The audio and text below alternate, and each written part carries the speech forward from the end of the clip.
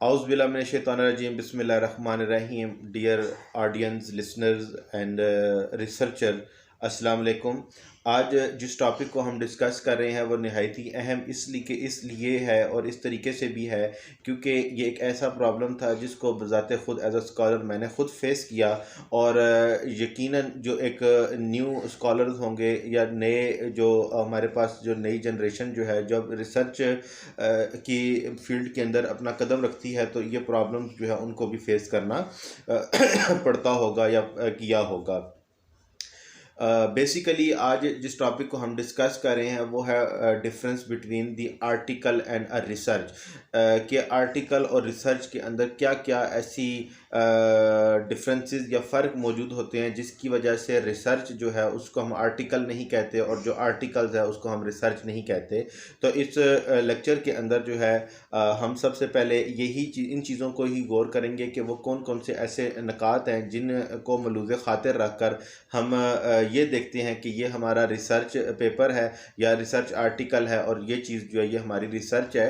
तो सबसे पहले जो सबसे मेन बड़ा जो डिफरेंस है वो ये है कि जब भी हम रिसर्च जो है उसको राइट अप करते हैं तो जो उसके लिए स्टैंडर्ड होते हैं वो एकेडमिक स्टैंडर्ड होते हैं। यानी आप किसी भी यूनिवर्सिटी का हिस्सा है तो उस यूनिवर्सिटी के उस डिपार्टमेंट की तरफ से जो स्टैंडर्ड फिट किए गए हैं या फिक्स किए गए हैं, आपकी रिसर्च जो है उन स्टैंडर्ड्स की मतलब उन रिक्वायरमेंट्स को जो है आपने पूरा करना होता है। जबकि दूसरी तरफ जब हम आर्टिकल की बात करते हैं तो आर्टिकल्स जो है उसके लिए स्टैंडर्ड जो है वो किसी भी जर्नल के लिए के फिक्स किए हुए होते हैं। यानी ऐसा पॉसिबल है कि एक जर्नल और दूसरे जर्नल्स के स्टैंडर्ड में कोई जो है मिनिमम डिफरेंस भी आ सकता है। इसलिए जब भी हम आर्टिकल लिखते हैं तो आर्टिकल के लिए मस्ट ये है कि हम जर्नल की रिक्वायरमेंट को पूरा करें। यानी रिसर्च की जब हम बात करते हैं तो रिसर्च जो है वो आपके किसी भी एकेडमिक जो रिक्वायरमेंट होती है उसको मीट करती है, जबकि जो आपका आर्टिकल है वो आपकी जर्नल की रिक्वायरमेंट जो है उसको पूरा करता है। ये एक मेन डिफरेंस है। उसके बाद जो दूसरा डिफरेंस आ जाता है आर्टिकल और थीसिस के दरमियान या आपकी रिसर्च में, वो ये कि जो आपका थीसिस है उसमें एक रिव्यू कमेटी होती है जो आपके डिपार्टमेंट की तरफ से सिलेक्टेड की हुई होती है। यानी रिव्यू बाय अ सिलेक्ट कमेटी मेंबर, जो आपके उस कमेटी के मेंबर्स होंगे उनकी तरफ से आपका थीसिस जो है उसको रिव्यू किया जाएगा। जबकि दूसरी तरफ जो है वो ब्लाइंड रिव्यू होता है। यानी आर्टिकल्स जो है उसको या तो एक पैनल जो है वो ब्लाइंड रिव्यू करती है, यानी उसमें ये नहीं पता होता कि ये रिसर्चर जो है ये कौन है और कहाँ से बिलोंग करता है। जस्ट क्वालिटी ऑफ कंटेंट को देखा जाता है और उसको देखने के बाद उसकी नॉवेलिटी को चेक करने के बाद उसकी अथेंटिसिटी को चेक करने के बाद जो है वो आर्टिकल जो है उसको एक्सेप्ट किया जाता है। तो दूसरा डिफरेंस ये है कि आपका थीसिस जो है वो आपकी जो डिपार्टमेंट की बनाई हुई कमेटी है वो रिव्यू करती है, जबकि आपका आर्टिकल जो है वो जर्नल की एक पैनल होता है उसकी तरफ से वो एक ब्लाइंड रिव्यू होता है। जो थर्ड हमारे पास मेन डिफरेंस है वो ये है कि थीसिस जो है वो चैप्टर वाइज लिखा जाता है। यानी फर्स्ट चैप्टर आपका इंट्रोडक्शन का होता है, सेकंड चैप्टर आपका लिटरेचर रिव्यू का होता है, थर्ड चैप्टर आपका जो है वो अगर हम बात करते हैं मेथोडोलॉजी का होता है, फोर्थ चैप्टर जो है वो आपकी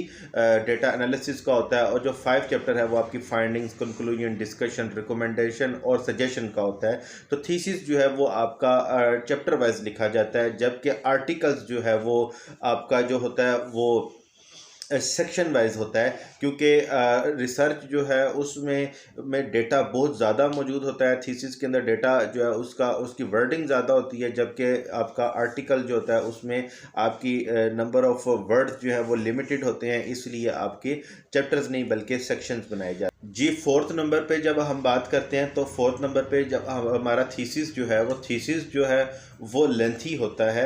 यानी इसमें वर्ड्स की कोई लिमिटेशन नहीं होती, जबकि आर्टिकल्स जो है उसमें आपके पास लेंथी नहीं होता, क्योंकि जर्नल की जो रिक्वायरमेंट होगी, जितनी वर्डिंग जर्नल को रिक्वायर्ड होंगी वो उसको मेंशन कर देते हैं, तो इसकी इतनी ज़्यादा लेंथ नहीं होती। यानी वर्ड जो है वो लिमिटेड होते हैं।